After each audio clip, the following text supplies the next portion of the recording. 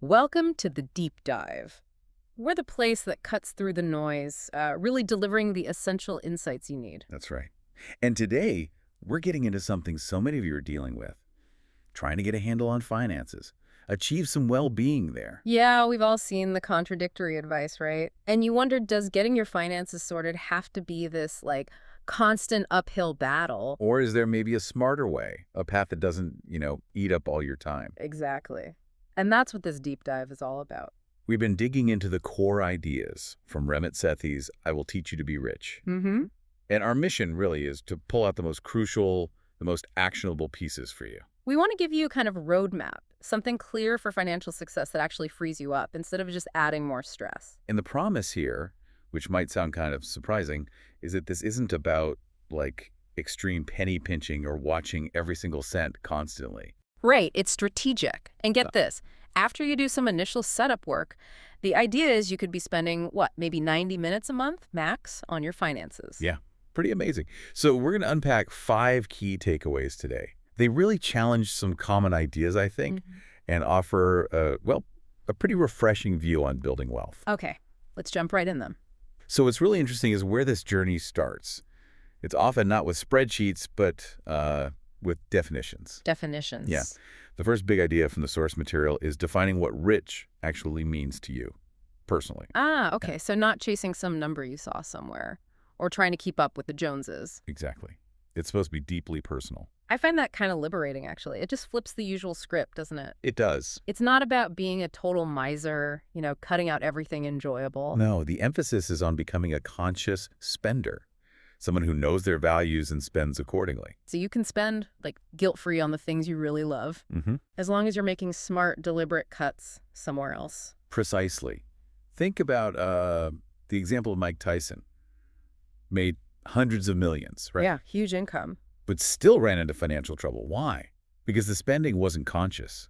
It lacked that guiding philosophy, even with all that money coming in. That's a really stark illustration. It's so easy to get caught up in just, mindless comparisons. Oh, absolutely. The neighbor's new car, friends taking fancy trips. Right.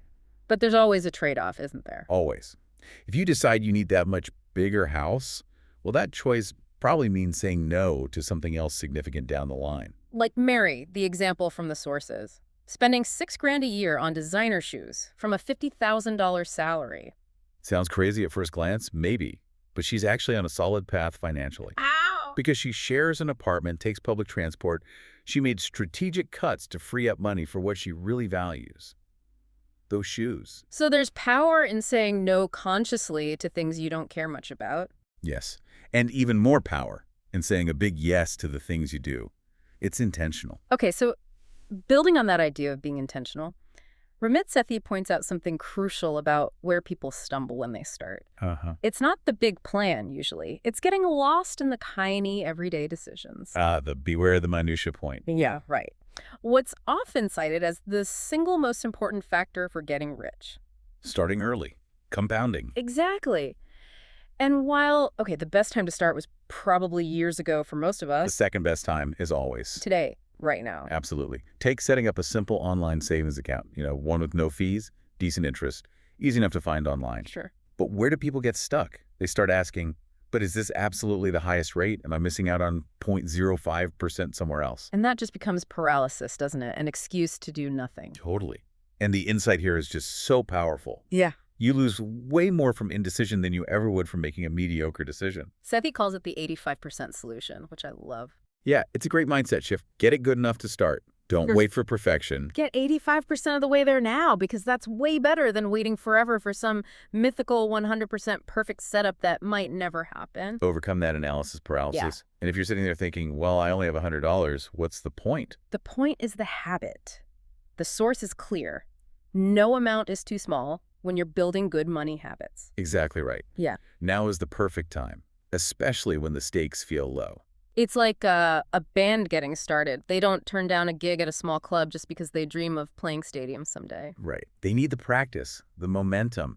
You can't expect to handle millions if you haven't figured out how to manage hundreds or thousands first. You don't have to nail it perfectly on day one. Nope. But you absolutely have to start. And today's a great day for that. Which leads us pretty smoothly into the third big takeaway.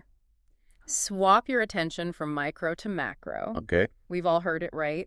Skip the $3 lattes, switch banks to save 50 cents a month, clip coupons obsessively. The traditional stuff, yeah. But the argument here is that's not where the real wins are. That's not how you achieve financial freedom, usually. This is such a critical point. So many people put energy into the wrong things. Micro decisions. Exactly. You might feel productive saving pennies here and there. Like you're really doing something. Yeah. But it's like someone obsessing over composting one banana peel while taking multiple transatlantic flights a year and ignoring that massive carbon footprint. Good analogy. So Sethi says, focus your energy. Pick 5 to 10 things that really move the needle. Your big wins. Things that give you a huge return on the effort you put in. Okay, so if it's not obsessing over lattes, what are some of these big wins? Well, setting up that automatic money system we're going to talk about is a huge one. Right, we'll get there. What else? Things like keeping your credit score excellent, using credit cards smartly for the rewards, the cash back if you pay them off fully. Oh yeah, paying off high-interest credit card debt. That's massive. Huge win. And contributing enough to your 401k to get the full employer match. That's literally free money you're leaving on the table otherwise. Free money. Can't argue with that. Other big ones. Yeah. Systematically canceling subscriptions you don't use. Like maybe you subscribe to a streaming service just for one show. Watch it for the month, then cancel right away. Don't pay for 12 months if you only needed one. Smart. So it's about targeting a few problem areas where you spend a lot, not tiny cuts everywhere. Exactly. And negotiating a raise, big impact. That's it. Finding some profitable freelance work on the side. Making smart choices on the really big purchases, like a house or car. Thinking about the total cost, not just the sticker price. Yes. And, as we'll get to, allocating your investments wisely. The point being, if you nail maybe 5 or 10 of these big things, then you can buy all the $3 lattes you want, totally guilt-free. Okay, I like the sound of that. Which brings us to that automated money system you mentioned. I'm really interested in this one because, well, it tackles that very human problem of just falling off track. It really does. Let's face it, our willpower, it's not infinite. Definitely not mine. Right. Even if you start with the best intentions, life happens. Things get busy, priorities shift. You get distracted, maybe bored, lose motivation. And that puts all your previous saving and investing efforts at risk. You might feel super motivated about finance today. But in 2 weeks, could be back to watching cat videos, completely forgotten about it. Exactly. So the argument is we have to set up an automatic system. One that basically saves us from our own worst impulses, our future less motivated selves. A system that makes sure you stick to the plan by, like, moving the money for you each month, paying your future self first, essentially. That's the idea. Do the work up front once, then reap the benefits consistently for years without having to think about it constantly. Okay, so what do you actually need? What are the components of this system? You need a few core accounts. First, a checking account. Think of it as like the central hub. Your paycheck lands there, then automatic transfers send money out to other places, and it pays your bills. Got it. Hub account. Then a savings account, specifically for shorter-term goals. Maybe a vacation fund, a down payment, and you want one with no fees and the best interest rate you can reasonably find. Remember the 85% solution here, too. Okay. Checking. Savings. A credit card. Controversial for some, maybe, but used correctly, meaning paid off in full every month. It's basically a free, short-term loan that can offer great rewards. Paid off in full. Key point. Crucial. And then, the investment side. Tax-advantaged retirement accounts, like a 401k if your employer offers one, or a Roth IRA. These are often your first priority for automation because of the tax benefits. Long-term growth. Yes. And maybe a standard brokerage account, too, for investment goals outside of retirement. And this whole system, it runs based on a plan, right? Like how much goes where? Right. You need a conscious spending plan first. The source suggests breaking down your take-home pay into roughly 4 buckets. Okay, what are they? Fixed costs, rent or mortgage, utilities, loan payments, stuff like that. Then investments, then savings goals, and finally, guilt-free spending money. And there are suggested percentages. Yeah, as a starting point. Maybe 50–60% for fixed costs, critically at least 10% for investments, around 5–10% for savings goals, and at least 20–35% for your guilt-free spending. The fun money. The fun money. But the key is not dipping below that 5% for savings and 10% for investments. That's the engine of your future wealth. And if you nail some of those big wins we talked about earlier, you can often boost those investment and saving percentages pretty quickly. turbocharge your progress. And the beauty of the automation is you kind of learn to live without the money you don't see, right? Exactly. If it's automatically swept into savings or investments the day you get paid, you just adjust. You never really feel tempted to spend it because it's already gone, working for your future self. Slight pause. It's actually kind of amazing, isn't it, how much mental energy you save just by taking willpower out of the equation for something this important. It really is peace of mind. Which leads us nicely to our final takeaway, the pyramid of investing options. We've talked about automating contributions to investment accounts.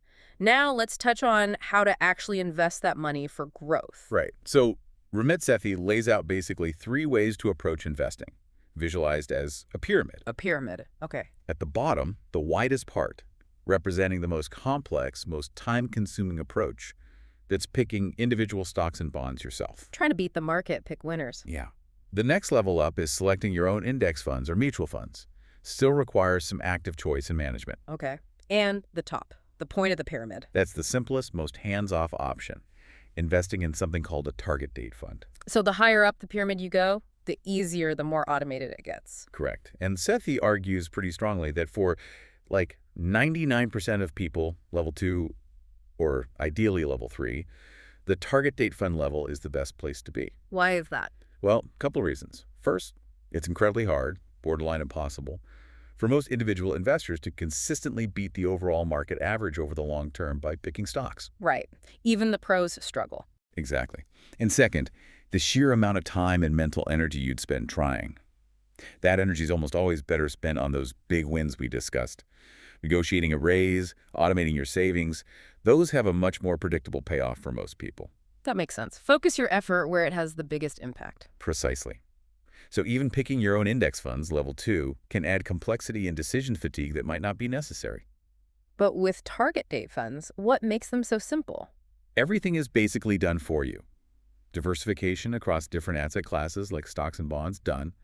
Adjusting that mix to become more conservative as you get closer to your target date, usually retirement, done automatically. Wow, so the only thing you really need to do Is have your automated system set up to feed money into it consistently. So, for example, if I think I'll retire around, say, 2055. You'd find a Target Date 2055 fund from a reputable provider, like Vanguard or Fidelity. You set up your 401k or IRA to automatically buy shares of that fund every time you contribute. That's basically it. No more tinkering, no more agonizing over choices. Your money just goes in, gets diversified, rebalanced automatically, and benefits from compound interest over time. Talk about passive income. That's letting your money work for you, truly. It really is.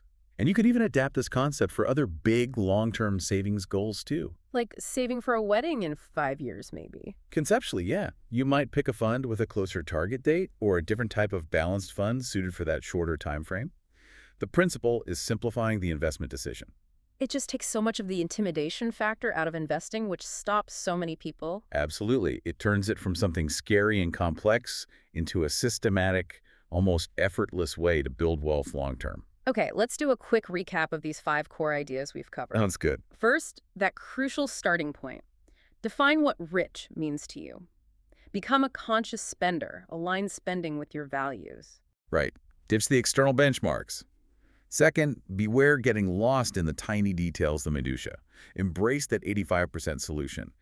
Imperfect action today beats perfect inaction forever. Especially with compounding interest on your side. Third, shift your focus from micro savings, like skipping lattes, to macro decisions, the big wins that really move the needle financially. Yeah, things like automation, debt reduction, negotiating raises. Fourth, build that automated money system. Protect yourself from your future, less motivated self, and ensure consistency. Make saving and investing happen without constant effort. Turn good intentions into automatic execution. And finally, fifth, simplify your investing. Leverage options like target date funds to harness compound interest with minimal hassle and mental energy. It really boils down to this. Getting control of your finances isn't about achieving perfection.